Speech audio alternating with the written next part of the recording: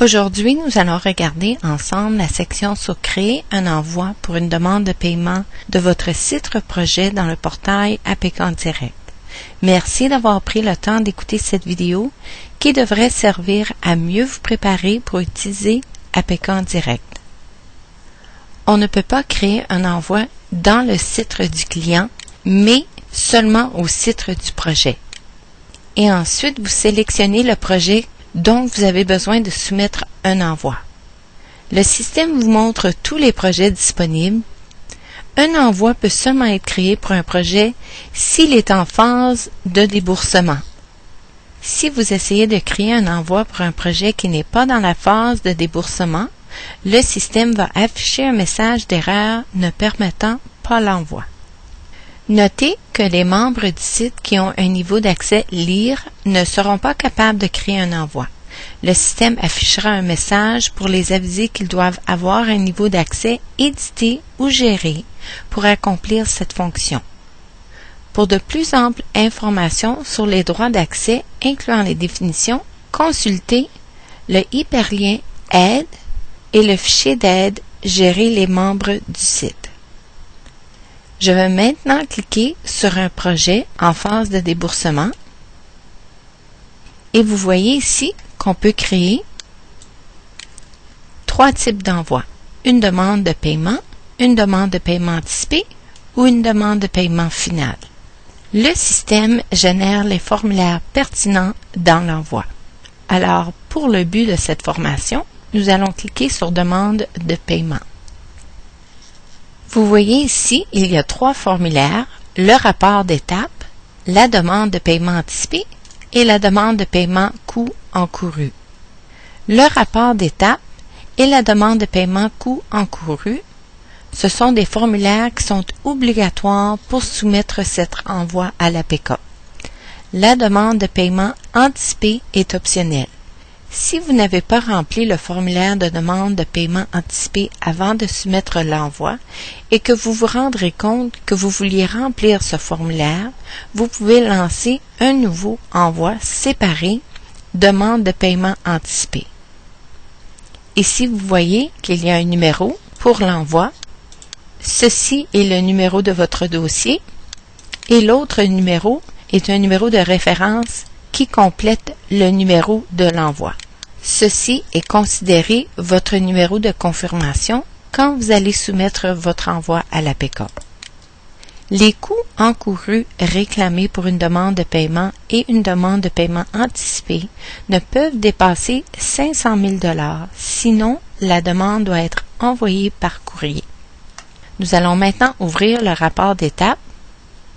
Lorsque vous ouvrez un formulaire dans l'envoi, vous êtes dans le même écran de navigation. Donc, vous ne devez pas cliquer sur le X en haut de l'écran du côté droite. Si vous cliquez sur le X, la session APK Direct sera fermée sans que l'information soit sauvée. Veuillez plutôt utiliser les boutons Enregistrer et Fermer à l'intérieur du formulaire. Si vous cliquez sur le X, vous allez quitter APK Direct.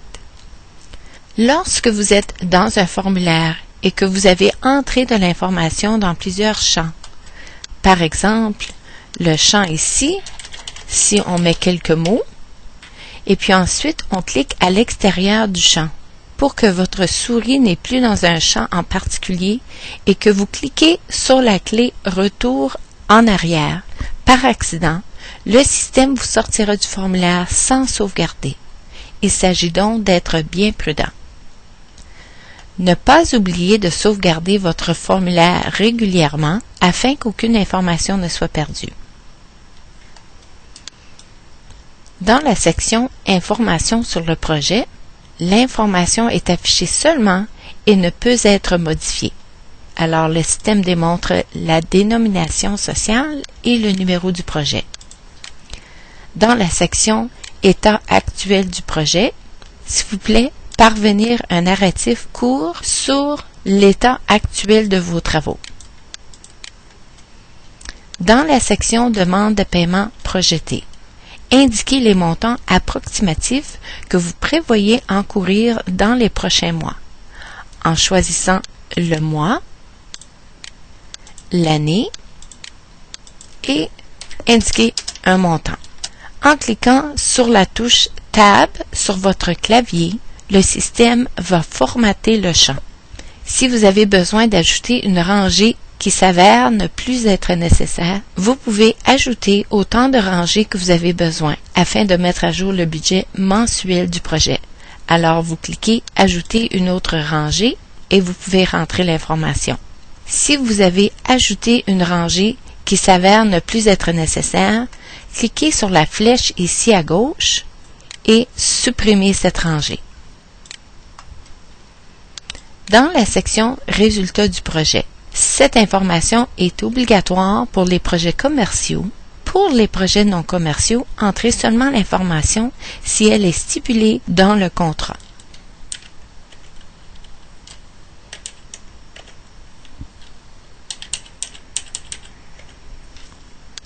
Au besoin, ajoutez des commentaires additionnels. Une fois que vous avez complété le formulaire, vous devez cocher la boîte « Compléter » et ensuite enregistrer et fermer le formulaire. Encore une fois, ne pas cliquer sur le X dans le coin en haut à droite car le système va fermer la session d'APK en direct sans sauvegarder les modifications. Pour imprimer, cliquez sur le bouton aperçu avant impression dans ce formulaire. Ne pas utiliser la fonction imprimer qui se trouve dans votre menu du haut. Vous fermez le formulaire. Dans la vue Envoi demande de paiement, le système montre le statut du formulaire, la personne qui l'a sauvegardé avec la date et l'heure et si le formulaire est complété. Nous allons ensuite ouvrir la demande de paiement anticipé.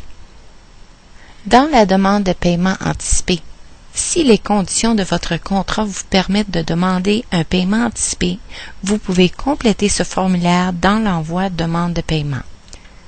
Dans la section Informations sur le client, le système affiche seulement la dénomination sociale et l'adresse. Vous pouvez changer l'information ici. Si vous le faisiez, le système va démontrer que le champ a été modifié, mais va présumer que ce changement est seulement pertinent pour le formulaire en question et donc ne va pas mettre à jour notre base de données. Si vous désirez que l'information modifiée soit changée dans notre base de données de façon permanente pour ensuite être reflétée dans APK en direct, veuillez contacter votre agent d'affaires qui effectuera le changement pour vous. Dans la section Informations sur le projet, le système affiche le numéro du projet et le numéro d'entreprise si le numéro d'entreprise est enregistré dans notre système interne. Cette information ne peut être modifiée. Dans la section Prévisions mensuelles du trésorerie, vous entrez les prévisions mensuelles des coûts encourus pour le projet. Alors, dans la période visée, vous entrez la date selon le format indiqué ou vous cliquez sur le calendrier et vous utilisez les flèches du côté pour changer de mois.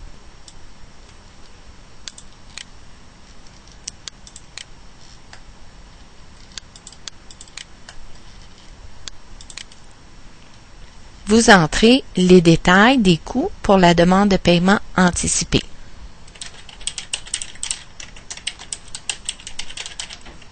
La description des coûts, le nom du fournisseur, le montant par mois,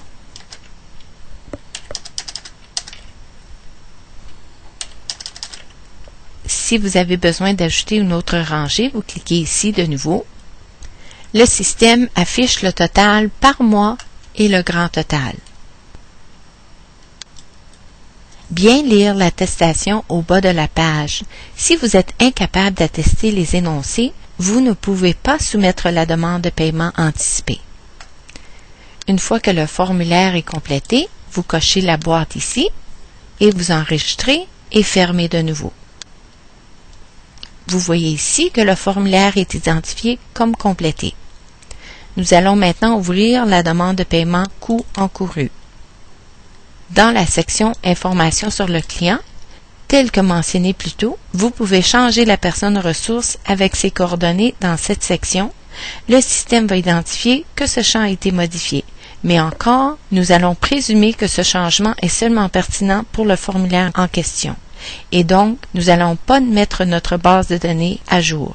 Si vous désirez que cette information soit modifiée dans notre système interne, s'il vous plaît, contactez votre agent d'affaires.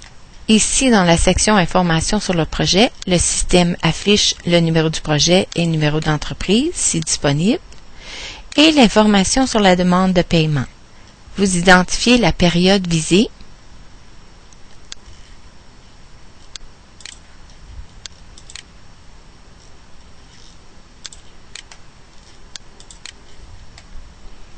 Maintenant, vous identifiez les coûts encourus selon les items décrits dans l'énoncé des travaux de votre contrat.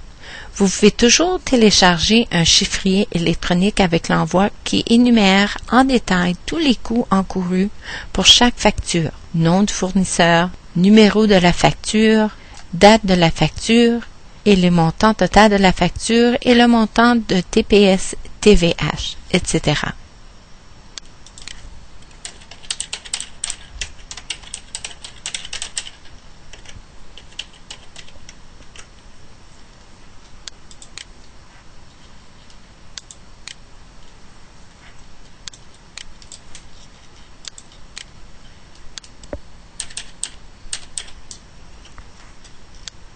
Encore une fois, s'il vous plaît, ajoutez d'autres rangées avec tous les coûts encourus. S'il vous plaît, répondre aux questions dans la section Attestation du formulaire. Si vous répondez non à une question, il faut écrire une justification dans la boîte Commentaires en bas.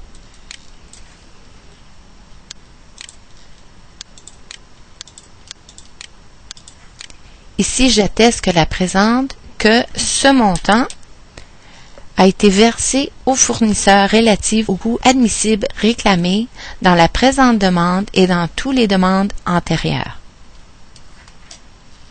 Une fois que vous avez complété votre formulaire, vous cochez la boîte, vous enregistrez.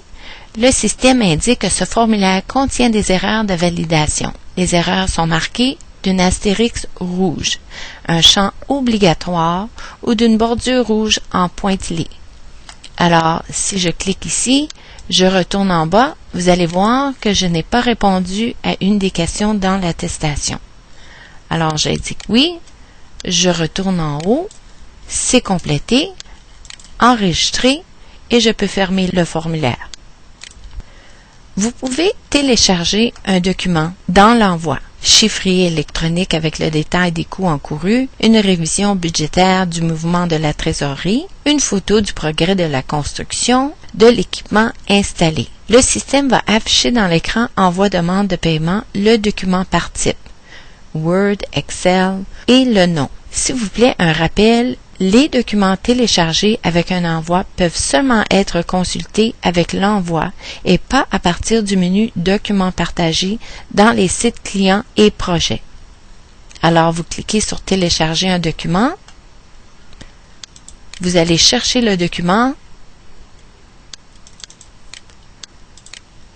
et ensuite, vous allez voir que l'attachement fait partie de l'envoi. Vous pouvez supprimer un envoi. Si vous désirez supprimer un envoi, par exemple, vous l'avez créé par erreur et vous n'allez pas le soumettre, cliquez ici sur Supprimer l'envoi et non utiliser le menu en haut. Lorsqu'un envoi est soumis, vous ne pouvez plus le modifier ni le supprimer.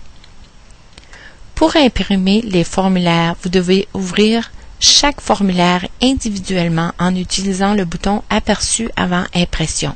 Vous devez faire la même chose pour les documents téléchargés. Lorsque tous les formulaires ont été complétés, il y a une attestation générale pour toute l'information incluse dans l'envoi. L'individu qui coche la boîte d'attestation est responsable de la validité du contenu inclus dans les formulaires et documents qui font partie de l'envoi et atteste qu'il a l'autorité de soumettre un tel envoi. Une fois que vous avez attesté que l'information incluse dans tous les documents et les formulaires sont complétés et exacts et que vous avez l'autorité d'agir au nom du client, vous cliquez sur le bouton Soumettre l'envoi. Lorsque l'envoi est soumis, vous ne pouvez plus faire de changement. Le système affiche un message qui vous avise que l'envoi a été soumis avec succès et vous donne un numéro de référence. Utilisez ce numéro pour tout contact avec l'APK relié à cette demande. Un courriel de confirmation est immédiatement envoyé à votre adresse courriel. Tant que l'envoi que vous avez créé n'est pas complété, il va rester dans la liste Envoi ébauche. Lorsqu'il sera soumis, il va être affiché dans la liste Envoi soumis. Le même processus est suivi pour créer un envoi pour une demande de paiement anticipé et une demande de paiement final. Tous les formulaires dans ces deux envois doivent être complétés avant de les soumettre à l'APK. Nous allons maintenant regarder à la demande de paiement final pour vous montrer le formulaire Attestation de demande de paiement final. Vous voyez ici, il y a de l'information sur le projet qui est affichée seulement. Dans la section d'attestation, la date que le projet a été complété est un champ obligatoire. Toutes les questions doivent être répondues. Si une réponse est non, vous devez donner une justification dans la boîte commentaire. Vous complétez le formulaire et vous vous enregistrez et fermez. Si jamais vous avez soumis une demande de paiement final et que vous réalisez par la suite que vous avez oublié de réclamer des coûts, vous devez contacter votre représentant de l'APK car le système n'empêchera d'envoyer tout autre envoi étant donné que le projet est maintenant considéré en phase de remboursement et suivi. Nous vous recommandons de consulter les fichiers d'aide préparés pour vous et les autres vidéos d'instruction qui se trouvent en cliquant sur le lien Aide. Par exemple, informations sur le compte client, informations sur le projet, utiliser les documents partagés, centre de messages, gérer les membres du site, conseil de navigation. Ceci termine notre session sur Créer un envoi demande de paiement. Merci encore d'avoir pris le temps d'écouter cette vidéo. Nous souhaitons que la vidéo aura été utile répondant aux questions que vous avez pu avoir. Si vous avez besoin d'aide supplémentaire, n'hésitez pas à contacter votre représentant de l'APK ou encore de communiquer avec le service d'aide de l'APK au 1-888-322-2482 pendant les heures normales de travail entre 8h et 18h, heure normale de l'Est. À noter que le service n'est pas disponible les fins de semaine et les jours fériés. Merci.